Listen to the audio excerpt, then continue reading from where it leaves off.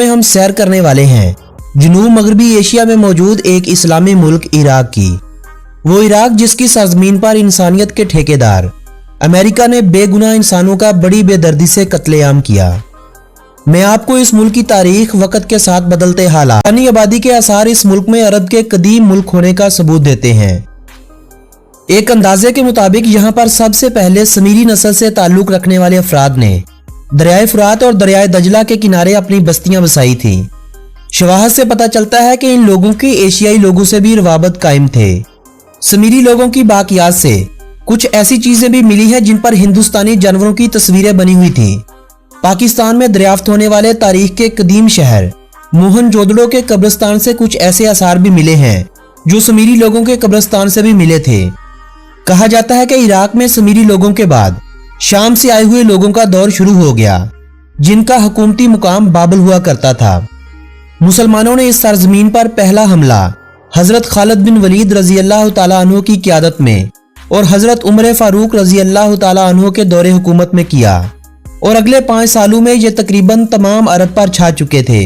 750 ईस्वी में यहाँ बनी अब्बास की हुकूमत कायम हो गई। 1258 के बाद यहाँ मंगोलों, तुर्कमानों और सफारी हुक्मरानों की हुकूमत कायम हो गई। 1534 में यह इलाका सल्तनत उस्मानिया के जेर हो गया। 1918 में पहली जंग अजीम के खात्मे तक यह इलाका उस्मानी हुक्मरानों के कब्जे में रहा। 1920 में यहाँ बरतानिया ने कब्जा कर लिया और 1921 में बरतानिया ने शाह फैसल को इराक का बादशाह मुकर्रर कर दिया। 1933 में शाह फैसल की वफात के बाद उनका बेटा तख्त नशीन हुआ। 1939 में शाह फैसल के बेटे गाजी की वफात के बाद उनके बेटे शाह फैसल दोम को हुक्मरान बनाया गया। 1958 में जनरल अब्दुल करीम ने शाह फैसल की हुकूमत का तख्ता उल्ट दिया और शाह फैसल को कत्ल करके हुकूमत इनकलाबी कौंसिल के हाथों में दे दी। 1963 के दौरान कर्नल अब्दुल्ला ने इक़्तिदार पर कब्जा कर लिया। 1966 में एक फजाई हादसे के दौरान कर्नल अब्दुल्ला की मौत हो गई। इनकी मौत के बाद उनके भाई अब्दुल रहमान मुल्की सदर मुंतखब हो गए। फिर चंद साल बाद हुकूमत दोबारा से इनकलाबी कौंसिल के जरिए जनरल अहमद अल बकर को मुंतकिल कर दी गई। 16 जुलाई 1989 को जनरल अहमद अल बकर के रिटायर होने के बाद सद्दाम हुसैन के हाथों में मुल्की भागदौड़ आ गई। 1980 में इराक और ईरान के दरमियान एक जंग हुई। 1981 में इसराइली तैयारों ने बगदाद में कायम एटमी घर मुकम्मल तौर पर तबाह कर दिया। 1990 में सद्दाम हुसैन ने कुवैत पर हमला कर दिया। ईरान के साथ होने वाली जंग और कुवैत जंग दोनों इराक की नाकामी साबित हुई और इसे भारी नुकसान का सामना भी करना पड़ा। 1998 में अमेरिका ने बरतानिया की हिमायत हासिल करते हुए इराक पर हमला कर दिया। 2000 में ईरान और इराक के दरमियान एक मुआहदा हुआ, जिसके बाद ये दोनों ममालिक अपनी फजाई हदूद में एक दूसरे के मुसाफिर तैयारों को आने की इजाजत देने लगे। 2003 में इराक में सरकारी जगहों पर सद्दाम हुसैन की तस्वीर को खत्म करते हुए वहां जैतून के दरख्त की तस्वीरें लगा दी गईं। इराक में अबूरी सिविल हुकूमत कायम कर दी गई, जिसका इंतजाम एक अमरीकी ओहदेदार के सुपुर्द कर दिया गया। अमेरिका ने सद्दाम हुसैन को दहशतगर्द और दुनिया के लिए खतरा कहते हुए अवाम को इसके खिलाफ करना शुरू कर दिया और फिर तख्तादार पर भी लटका दिया। मगर वही अवाम जो सद्दाम हुसैन के खिलाफ होकर अमेरिका के जरिए किसी नए इनकलाब की उम्मीद में थी, आज तक जंगी झड़पों की सूरत में अपने गलत किए गए फैसलों को भुगत रहे हैं। सद्दाम हुसैन की मौत के बाद उनकी इस बात को भी सच्चाई मिली कि मेरी मौत के बाद तुम अरब वालों सुकून से नहीं सो सकोगे। अब इराक की हालत एक जंगी मैदान से कम नहीं। अमेरिका तो वहां अपनी फतह के झंडे गाड़कर निकल गया, मगर अपनी हमायती वहां छोड़ गया जो वहां अमेरिका के होने का यकीन देते हैं। दुआ है अल्लाह पाक से कि वहां के मुसलमानों की हिफाजत फरमा और उन्हें हर तरह के फितने और फसाद से दूर रख और हिदायत दे उन मुसलमानों को जो तेरे रास्ते से भटक चुके हैं। आमीन सुम्मा आमीन। दोस्तों, इराक का मुकम्मल और सरकारी नाम जमहूरिया इराक है। इस मुल्क का नाम अरबी के लफ्ज अल इराक से लिया गया है। इस नाम का इस्तेमाल यहाँ 6ठी सदी से पहले का होता आ रहा है। इस मुल्क का कुल रकबा 4,33,072 मरबा किलोमीटर है। इस मुल्क का 89.9% खुश्की जबकि 1.1% रकबा पानी से भरा हुआ है। अपने रकबे के एतबार से इस मुल्क का शुमार पूरी दुनिया में 58वें नंबर पर होता है। इस मुल्क की आबादी 3,72,02,000 अफराद के लगभग है। आबादी के हवाले से इस मुल्क का शुमार दुनिया भर में 36वें नंबर पर होता है। बगदाद इस मुल्क का दारुल हुकूमत है, जबकि इसी शहर बगदाद को इस मुल्क का सबसे बड़ा और अजीम शहर होने का एजाज हासिल है। इराक का परचम 3 रंगों सुर्ख, सफेद और स्याह रंग पर मुश्तमिल होता है। इस परचम पर अल्लाह अकबर तहरीर किया होता है।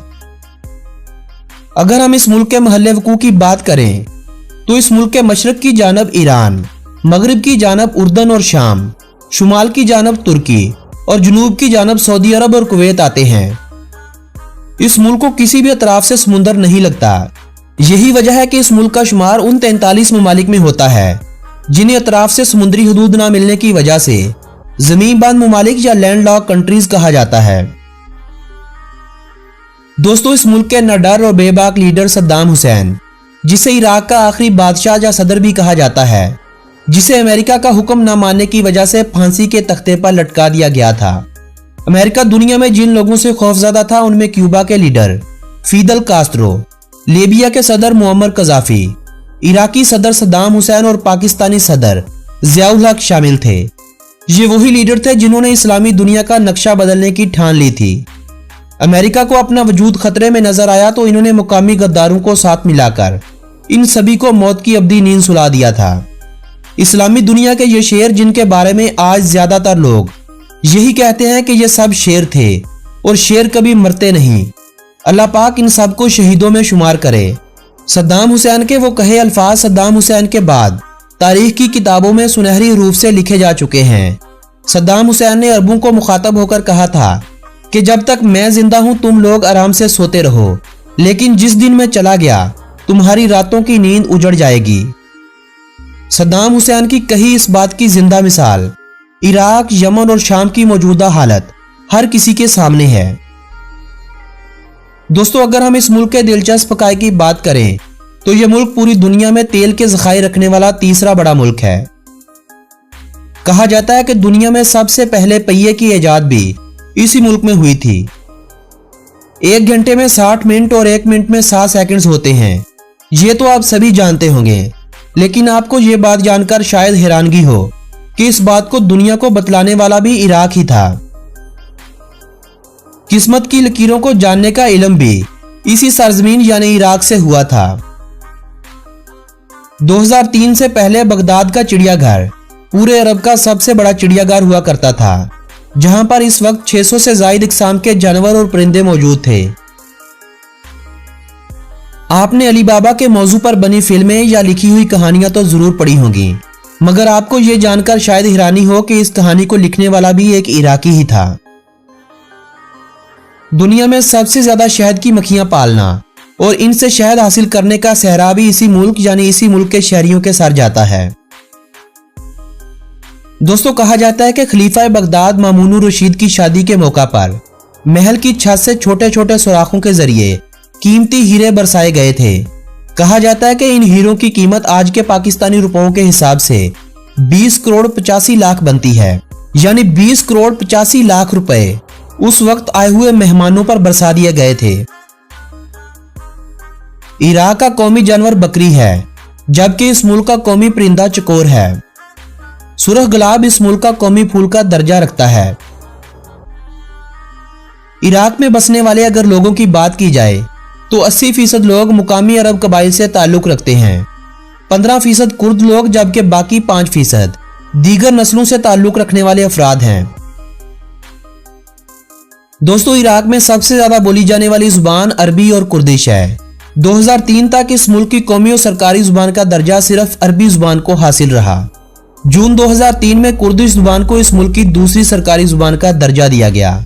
मुल्क में दीगर ज्यादा बोली जाने वाली जुबानों में शीकी, मेंडेक, आर्मेनी, सार्सियान और फारसी जुबान अहम तरीन जुबानें हैं। इस मुल्क की 99% आबादी मुसलमान है। मुसलमानों में यहाँ 60% शिया, जबकि बाकी मुसलमानों की तादाद सुन्नी फिरके से ताल्लुक रखती है, जबकि कुल आबादी का 1% हिस्सा वो लोग भी हैं जो बहाइयत, यजीदियत और हिंदू मजहब से ताल्लुक रखने वाले हैं। नजफ और करबला दुनिया भर के शिया अफराद के लिए 2 सबसे मुकद्दस मुकामात हैं जो इसी मुल्क में मौजूद हैं। इस बात का यह हरगिज मकसद नहीं कि दीगर फिरकों से ताल्लुक रखने वालों के लिए ये अहम नहीं। ये वो मुकामात हैं जो हमें हजरत हुसैन रजी अल्लाह ताला अन्हु की शहादत की दास्तान सुनाते हैं। यहाँ मैं एक बात आप लोगों को वाजिया करता चलूं कि इस वीडियो के बाद कोई भी दोस्त, चाहे वो शिया हो, सुन्नी हो या सल्फी हो, कमेंट की सूरत में एक दूसरे को तंज ना करे, वरना ऐसा करने वाले को मैं ब्लॉक कर दूंगा। तो फरकाबाजी ना फैले, इसी वजह से मैंने इस मुल्क की इस्लामी तारीख पर भी ज्यादा बात नहीं की है। दोस्तों, इराक पर लगाई गई तिजारती और इक्तिसादी पाबंदियों का एक बहुत बुरा और गहरा असर वहां के तालीमी निज़ाम पर भी पड़ा था। मुल्की हालात और वहां बदअमनी की वजह से इस मुल्क का शुमार अरब के सबसे कम तालीम याफ्ता ममालिक में होने लगा, वगरना सद्दाम हुसैन के दौर में हालत बिल्कुल मुख्तलिफ थी। लेकिन आज इस मुल्क में तालीम की शरह 40% तक आन पहुंची है। इराक का ज्यादातर इलाका रेगिस्तानों पर मुश्तमिल है। दरियाए फुरात और दरियाए दजला के करीबी इलाके इराक के सबसे सरसब्ज इलाके शुमार किए जाते हैं। इराक की सबसे ज्यादा आबादी वाले शहर भी तकरीबन इन्हीं दरियाओं के किनारों पर आबाद हैं। मुल्क के शुमाली हिस्से में पहाड़ भी मौजूद हैं। मुल्क का ज्यादातर इलाका सहराई होने की वजह से मौसम भी गर्म और खुश्क ही रहता है। इराक में बारिशें बहुत ही कम बरसती हैं। औसतन दर्जा हरारत 40 डिग्री होता है, जबकि गर्मियों में यह दर्जा हरारत 50 डिग्री सेंटीग्रेड से भी ऊपर चला जाता है। सर्दियों में शुमाली पहाड़ों में कभी कभार बर्फबारी भी होने लगती है, जिसकी वजह से कभी कभार ठंडी हवाएं भी चलती हैं। इन हवाओं से दर्जा हरारत में कमी भी हो जाती है। इराक की मईशत का ज्यादातर इन्हिसार तेल की पैदावार पर है। यही वजह है कि तेल की एक्सपोर्ट ही की वजह से ये मुल्क अपनी मईशत का 95% हिस्सा गैर मुल्की करेंसी की सूरत में हासिल करता है।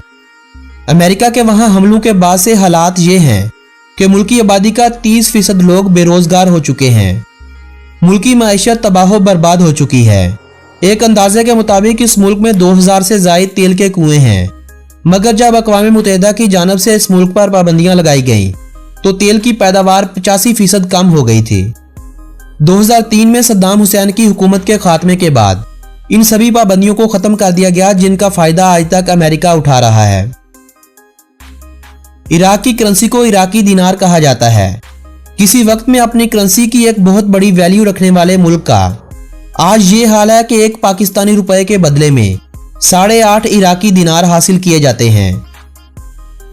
इराक में साफ पानी का भी एक बहुत बड़ा मसला है, जो अभी तक किसी से हल नहीं हो सका।